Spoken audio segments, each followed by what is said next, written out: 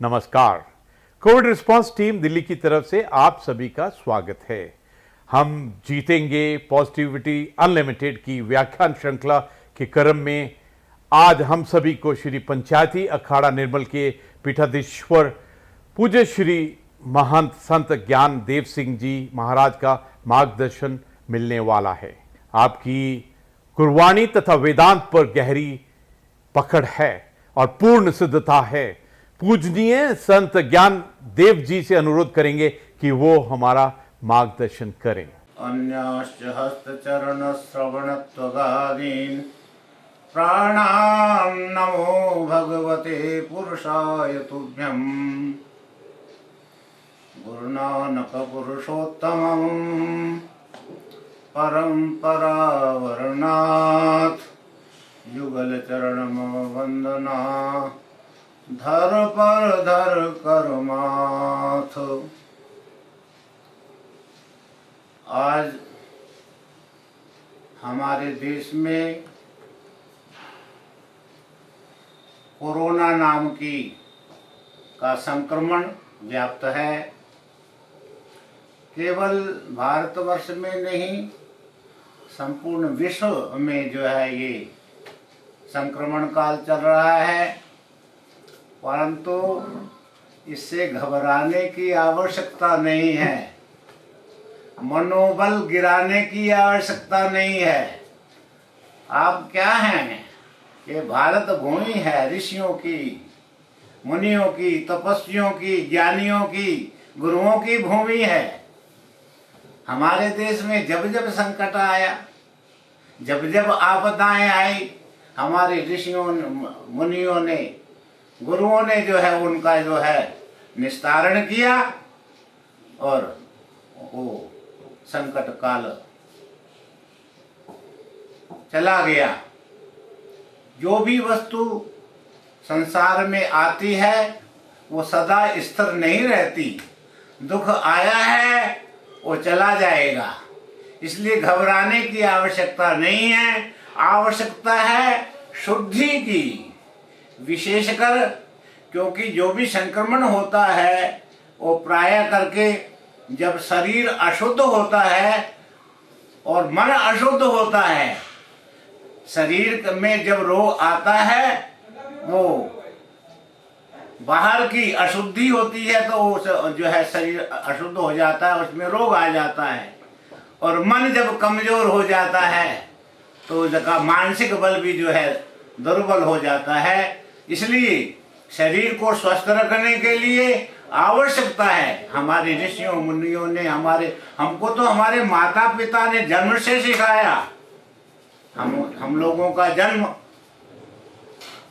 गांवों का जन्म है। जब गांवों में जो है पहले बाहर जंगल में दिशा मैदान जाते थे, बच्चे बाहर जाते थे, आप बाहर आकर के हाथ धोते तो मिट्टी का जो है उस समय घरों में पीली मिट्टी रखी जाती थी, पीली मिट्टी से हाथ धोए जाते थे। हम बड़े हुए, पहले हाथ धोने नहीं आते थे तो माता ने हाथ पकड़ करके हाथों को धुलाती थी, ऊपर से एक व्यक्ति पानी डालता था, हाथ शुद्ध होते थे। हमको कुल्ला करना नहीं आता था तो वो कुल्ला कराते थे। बड़े हुए तो हम अपने आप करने लगे। ये हमारे जन्म काल का है। इसलिए सबसे पहला गुरु कौन है? माता है, गुरुदेव माता। और हमारे वैदिक मंत्र है मातृ देवो भव, पितृ देवो भव, अतिथि देवो भव, आचार्य देवो भव। जो माता पिता की शिक्षा पूर्ण रूप से प्राप्त कर लेता है वो जो है संसार में कभी असफल नहीं होता। हमको माता ने ये सब सिखाया। हमको याद है बचपन में हमने झूठा कुछ खा करके उसमें मिट्टी के घड़ों में पानी होता था, दूर से गांवों में कुओं से भर करके जल लेकर के आते थे। हमने झूठा हाथ घड़े को लगा दिया, माता ने थप्पड़ मारा, चपेट मारी, तमाचा मारा। क्यों? उन्होंने झूठा घड़ा झूठा कर दिया, हमारे सामने घड़ा फोड़ दिया गया, दूसरा घड़ा है। हमको शिक्षा ज्ञान हुआ कि हमको आगे से ये गलती नहीं करनी है। अचानक बाहर सोच करके आए और हाथ कहीं शरीर को लगा दिया, तब जो है तब गाल पर जो है तो फिर शिक्षा मिली, नहीं मिट्टी से हाथ मांजो, ऐसे मांजो, 1 बार नहीं, 2 बार नहीं, 3 बार नहीं, 4 बार, 5 बार। यही तो जो है आज हमारे मोदी जी से हमको सिखा रहे हैं, सब लोग सिखा रहे हैं, आप लोग सिखा रहे हैं, डॉक्टर लोग सिखा रहे हैं कि भाई हाथ धो। हमको तो बचपन से सिखाया गया, हमारी संस्कृति, भारतीय संस्कृति, सनातन संस्कृति बचपन से ही ये शिक्षा कर देती है कि हमको किस प्रकार से जो है रहना है। आहार शुद्ध हो सत्व शुद्धि, यदि हमारा आहार भी शुद्ध होगा तो हमारे में सत्व गुण आएंगे, और यदि सत्व हम होंगे तो जो है हमको जो है उस परमेश्वर का चिंतन करेंगे, और उस परमेश्वर का चिंतन करने के कारण हम अनर्थ का चिंतन नहीं करेंगे। ये हम चीजों को लोगों पहले से सिखाई गई। हमको तो ये भी बतलाया गया कि किस दिशा में हमको जो है लघु शंका करनी है, सोच किस दिशा में जाना है, हाथ कितने बार, 10-12 बार हाथ मारने, पैर मांगने। और यही हमको जो है हमारे धर्म स्थलों ने सिखाया। हम गुरुद्वारे में जाते हैं, वहां की व्यवस्था ये है कि गुरुद्वारे के द्वार पर शुद्ध पानी चलाया जाता है, जिसको जो है चरणपाद का बोलते हैं। वहां पर पहले जल चलता रहता है, बाहर दोनों तरफ, इधर वाश बेसन है, इधर वाश बेसन, हाथ धो करके जो है पहले हाथ धो, कुल्ला करो, और उसके बाद पैर धो करके मंदिर में प्रवेश करो, हरि मंदिर में प्रवेश करो। वहां बाहर का, क्योंकि यदि आप अशुद्ध अपना जूता चप्पल पहनेंगे तो उससे जो है आपका जो है वातावरण, जहां भी आप उस पैर को रखेंगे वो अशुद्ध होगा। उसके लिए हमारे पूर्वजों ने पहले जल में पैर धो करके जाओ और दंडोत करो, उससे जो है हमारा प्राणायाम हो जाता है, सूर्य नमस्कार हो जाता है, हमारी एक्सरसाइज हो जाती है। इसलिए हमारे गुरुओं ने, हमारे माता पिता ने हमको ये शिक्षाएं दी हैं। यदि हम उसका पालन करेंगे तो कोई भी संकट हमारे पास नहीं आ सकता, कोई भी बीमारी हमारे पास नहीं आएगी। बचपन में ही हमारे घरों में जो है, हरेक घर के, हरेक गांव में कितने ही नीम के वृक्ष होते थे, बच्चों को सिखाते थे कि दातन करो, नीम की दातन करो।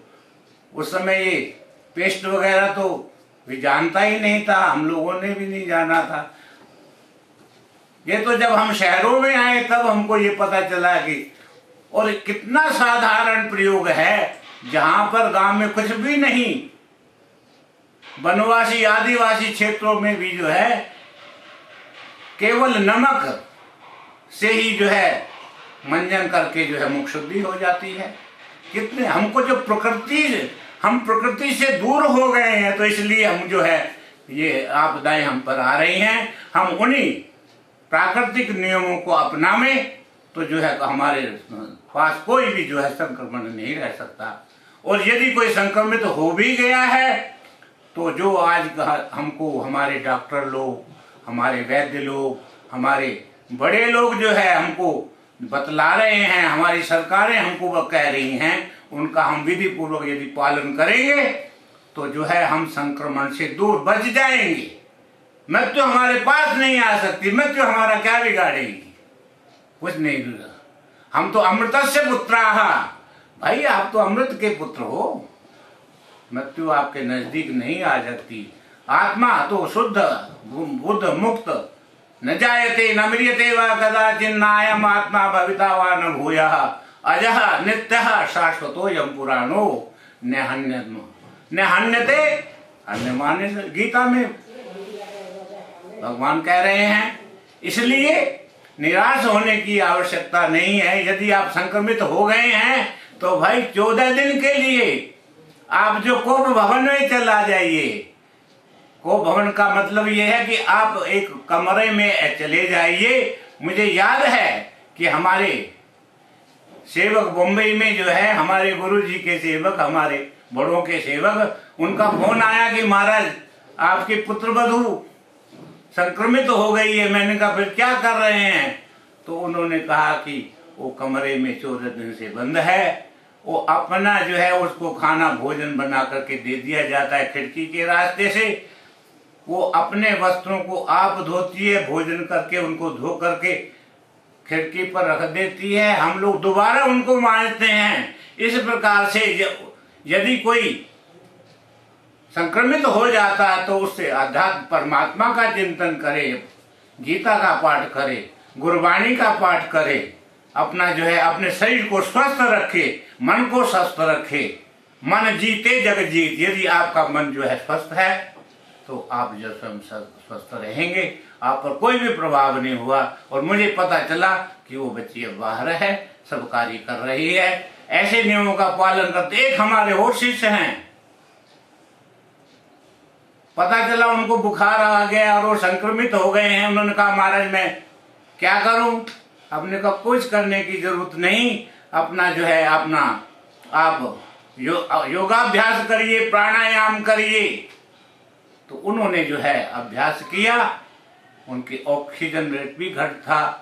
तो वो सब जो है, क्योंकि यदि आप जो है प्राणायाम करेंगे, योगाभ्यास करेंगे, अनुलोम विलोम करेंगे और अपने नजदीकी वैद्य के संपर्क में, डॉक्टर के संपर्क में आकर के उनसे जो है अल्प औषधि लेंगे तो आप जो है कोई भी संक्रमित, आप जो है कोई भी डरने की आवश्यकता नहीं, आप अवश्य स्वस्थ हो जाएंगे।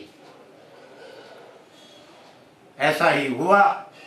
और सबसे शुद्ध तो बात यह है कि अपना आहार आप स्वस्थ रखिए, आप जो है अच्छा भोजन, जो है हल्का भोजन लें और गोदुग्ध लें, और उसमें जो है उसके साथ औषधि जैसे तुलसी पत्र है, दालचीनी है, अजवाइन है, ये सब चीजें डाल करके, मुलैठी आदि डाल करके काढ़ा बनाएं और उसका पान करें।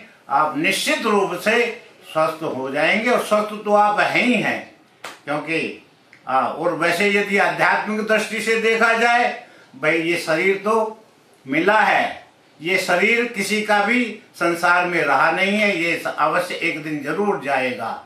जातस ही ध्रुवो मृत्युर ध्रुव में जन्म मृतस्य है, जो उपजो सो विनस है, पर्यो आज के काल, नानक हर गुण गाय ले, छाड़ जगल जंजाल।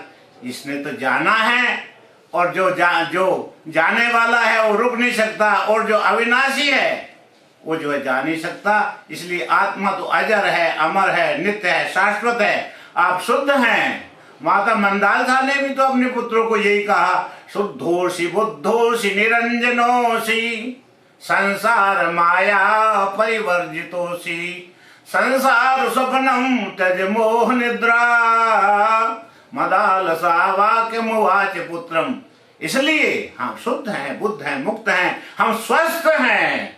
अपने को कभी कमजोर मत, जो है मन में कमजोरी मत लाओ।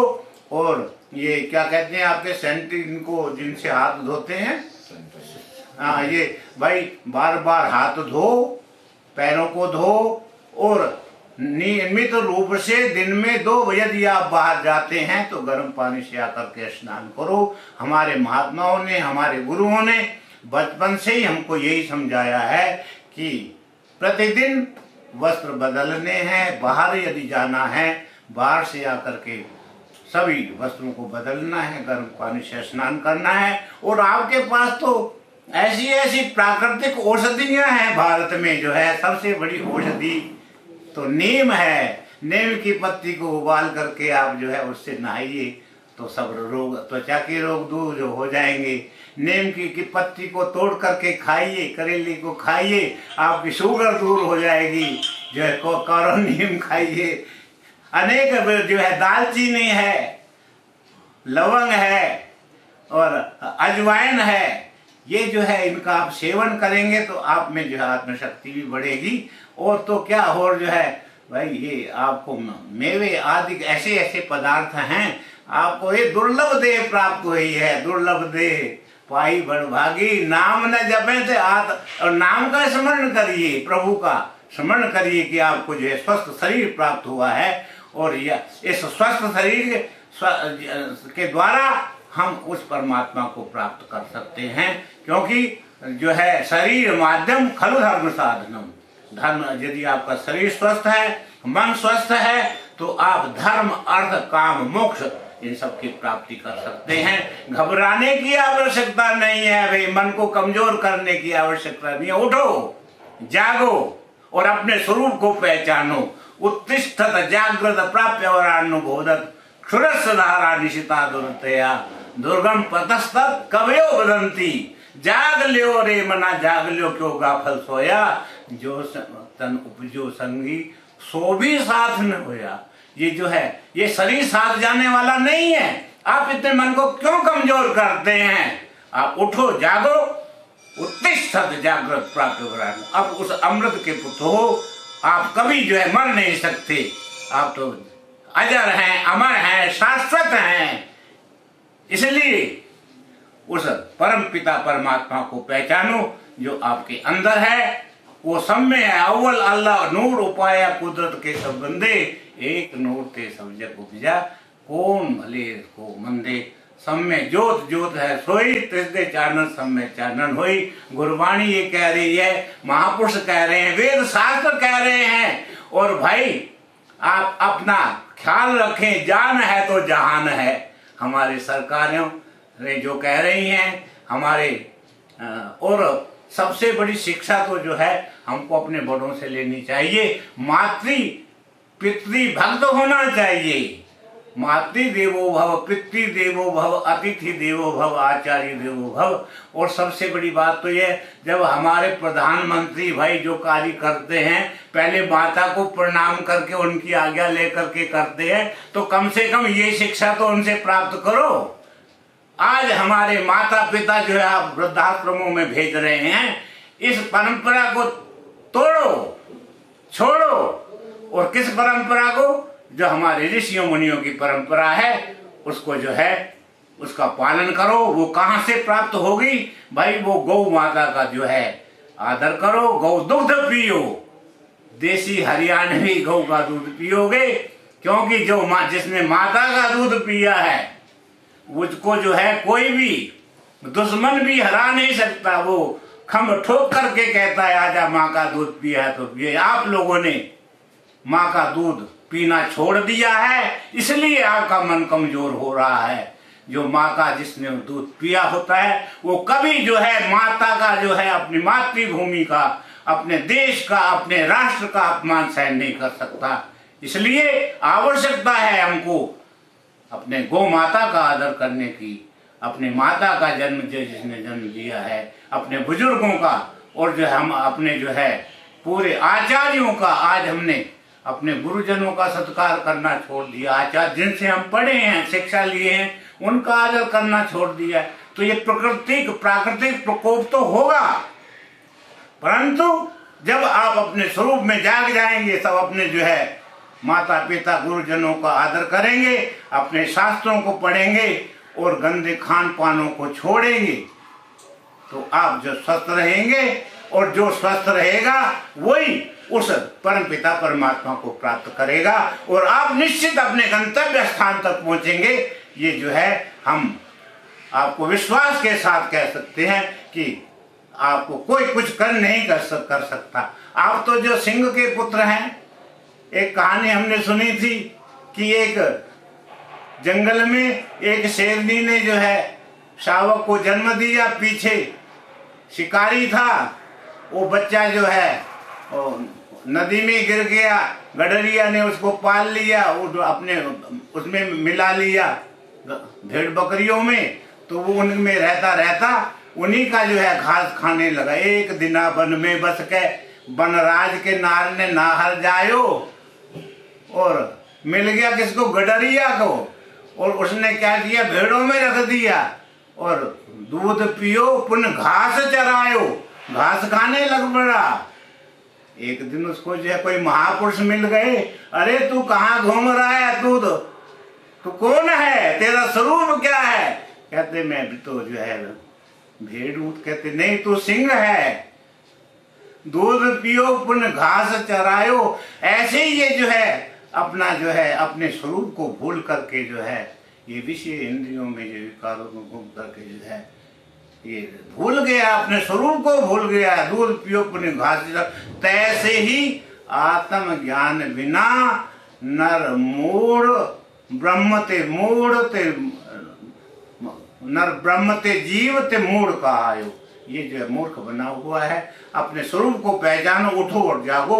इतना ही हम आपको संदेश देते हैं कि ये बीमारी नाम की कोई चीज नहीं है। आप ये तो आज आई है तो कल जाने वाली है। सर्वे भवन्तु सुखिनः, सर्वे सन्तु निरामया, सर्वे भद्राणि पश्यन्तु मां कश्चित् दुख भाग भवेत्। नानक नाम चढ़ती कला, तेरे पाणे सर्वत का भला। ओम शांति शांति शांति।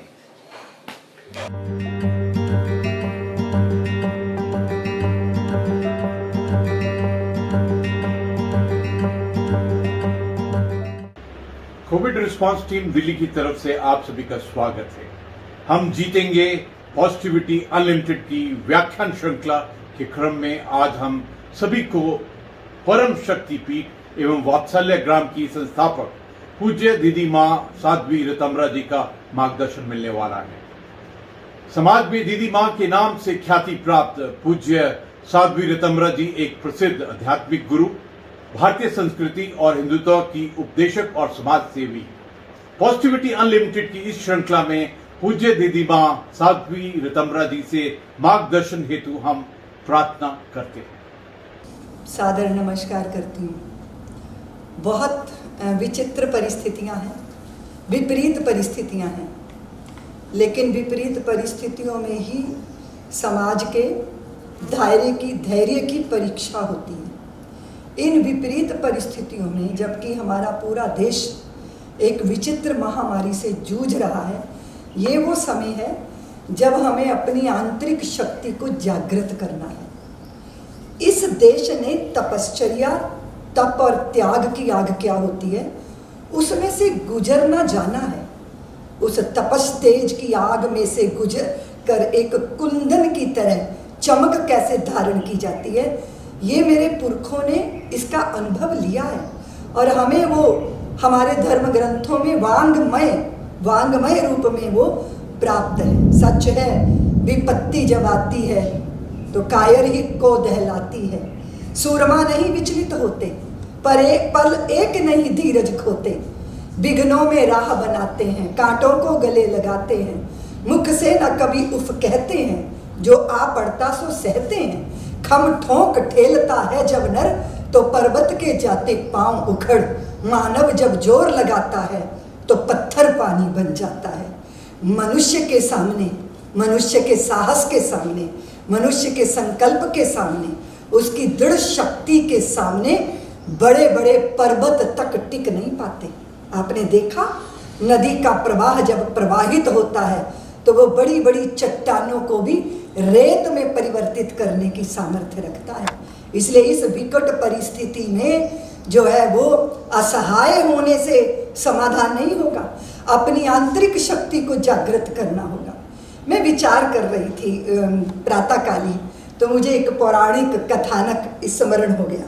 महाभारत का समय था, कुरुक्षेत्र के मैदान में जो श्री हरि भगवान श्री कृष्ण एक टिटिहिरी की करुण क्रंदन को सुन रहे हैं। कुररी, उसको कुररी भी कहा जाता है। वो करुण क्रंदन है, उसमें विलाप है, उसमें व्याकुलता है, उसमें कुछ प्रार्थना है। वो प्राणी जो है, पंछी जो है, भगवान के रथ के चक्र लगा रहा है और चीत्कार कर रहा है। श्री कृष्ण की दृष्टि उस पर पड़ी। उसने अपने मौन में ही प्रार्थना कर ली कि प्रभु, ये जो कुरुक्षेत्र का मैदान है, यहाँ योद्धा से योद्धाओं के तलवारें एक दूसरे से टकराएंगी, पर मेरी तो छोटी सी दुनिया है। दुनिया में कुछ भी हो जाए कुछ फर्क नहीं पड़ता, पर अपनों के साथ कुछ हो जाए तो सारी दुनिया बदल जाती है। तो मेरी इन अंडों का क्या होगा? भगवान थोड़ी सी देर उसको देख के मुस्कुराए और कुरुक्षेत्र के मैदान की अन्य व्यवस्थाओं को देखने में लग गए। वो मूक प्राणी, वो मूक था, वाणी नहीं थी, पर वाणी थी, दर्द था और वो करुण क्रंदन पुकार बन गया जब, तो श्री हरि ने उस पुकार को सुना था और अर्जुन से कहा, अर्जुन देख रहे हो सामने वो जो हाथी है उसके घंटे पर, उसके घंटे की जंजीर पर बाण चलाओ। वो घंटा जंजीर से अलग होकर नीचे आके धप से गिर गया। 18 दिन वो महायुद्ध चलता रहा, महाकाल वहां मंडराता रहा, मृत्यु तांडव नृत्य करती रही। 18 दिनों के बाद जब शवों से पटी थी वो सारी धरती और भगवान उसी तरह युद्ध क्षेत्र का निरीक्षण करते करते उस जगह पहुंचे और अर्जुन से कहा इस घंटे को हटा दो। और जैसे ही वो घंटे को हटाया गया तो उसके नीचे से टिटहिरी के 4 बच्चे चूं चूं करते जीवित मृत्यु के उस महासागर में जीवन का गीत गाते हुए प्रकट हो गए थे। मुझे स्मरण आ रहा था कि जैसे कुरुक्षेत्र के मैदान में भगवान ने उस टिटहिरी से कहा था कि 3 हफ्ते के लिए बंद हो जाओ, अपना चोगा एकत्रित कर लो और लॉकडाउन हो जाओ, अपनी समस्त शक्तियों को समाहित करो और भरोसा रखो। हुआ था ना समाधान, होता है ना समाधान। समाधान होता है जब मनुष्य को अपने पर भरोसा होता है, समाधान होता है जब मनुष्य अपने आराध्य और अपने इष्ट पर भरोसा करता है। इसलिए विश्वास के साथ हम इस महामारी से पार जाएंगे। मैं समस्त भारतवासियों को निवेदन करना चाहती हूँ कि दोषारोपण से क्या होगा, किसने क्या किया किसने क्या नहीं किया। राज्य अपनी व्यवस्थाओं में लगा है, सन्नद्ध है वो व्यवस्था करने में, लेकिन राज्य ही काम करेगा क्या? राष्ट्र भी तो काम करेगा। और राष्ट्र क्या है? अगर राज्य शासन प्रशासन है तो राष्ट्र है इस देश का निवासी। वो जब अपने आत्म बल को, आत्म संयम को और आत्म संकल्प को जागृत करता है तो बड़ी बड़ी समस्याएं भी अपनी औकात इतने छोटे चींटे जैसी उनकी रह जाती हैं। तो मैं समझती हूँ जब ये सर पे काल मंडरा रहा है तो मृत्यु का तांडव नृत्य हो रहा है, इसमें जिंदा रहना और जीवित रखने का संकल्प ही हमें इससे उद्धार करेगा। मैं निवेदन कर रही थी कि बहुत बार मैं देखती हूँ कि एक दूसरे पे दोषारोपण बहुत हो रहे हैं। हम पता नहीं हम किस तरह के लोग हैं। देखिए गलतियों से जुदा मैं भी नहीं, तू भी नहीं, है ना? इंसान है हम, खुदा मैं भी नहीं, तू भी नहीं। और एक दूसरे को इल्जाम देते हैं हम, पर अपने अंदर झांकता मैं भी नहीं, तू भी नहीं। बहुत सारी गलतफहमियों ने पैदा कर दी हैं दूरियां, किंतु फितरत का बुरा मैं भी नहीं, तू भी नहीं। हम इंसान हैं और इन सारी परिस्थितियों के बीच में अगर हमारी शक्ति मात्र नकारात्मक चिंतन में लग जाएगी तो कर्म करने की सामर्थ्य और नया कुछ सोचने की सामर्थ्य समाप्त हो जाएगी। इसलिए इन विपरीत परिस्थितियों में भारत जैसा देश जो आध्यात्मिक देश है, जो सारे संसार को मार्गदर्शन देता रहा है, उसका अपने आप में बिखरना अच्छा नहीं है। इसलिए मेरा निवेदन है कि पत्थर जो चोट खाके टूट गया कंकर बन गया और पत्थर जो चोट को सह गया शंकर बन गया। ये परिस्थितियों की चोटों को झेलते हुए बिखरने नहीं देना, स्वयं को अपने अंदर को निखारना है। इसलिए इन सारी परिस्थितियों से बाहर जाने का एकमात्र मार्ग है, हम एक विषाणु से पराजित नहीं हो सकते। हमारा संकल्प इतना छोटा नहीं कि एक अज्ञात विषाणु से पराजित हो जाएगा। बस यही वो संकल्प, श्री हरि की कृपा के ऊपर भरोसा, अपने ऊपर भरोसा, और सबसे बड़ी बात है इस समय की नजाकत को समझना। मैं अक्सर एक बात कहा करती हूँ कि सीख सुनहरी पुरखों की रखना हरदम याद, किया वक्त बर्बाद जिन्होंने हुए वही बर्बाद। कठिन काल में वीर कभी भी पीठ नहीं दिखलाता, या तो हंसा मोती चुगता या भूखा मर जाता। शुभ कर्मों के बिना कभी भी हुआ नहीं निस्तारा, जीत लिया मन जिसने उसने जीत लिया जग सारा। इस दुनिया का सार एक है नित्य आबाद रवानी, अपनी राह बना लेता है खुद ही बहता पानी। इसीलिए संकल्पवान बनिए, मन को जीतिए, अंतर्राष्ट्रीय षड्यंत्रों के शिकार मत बनिए।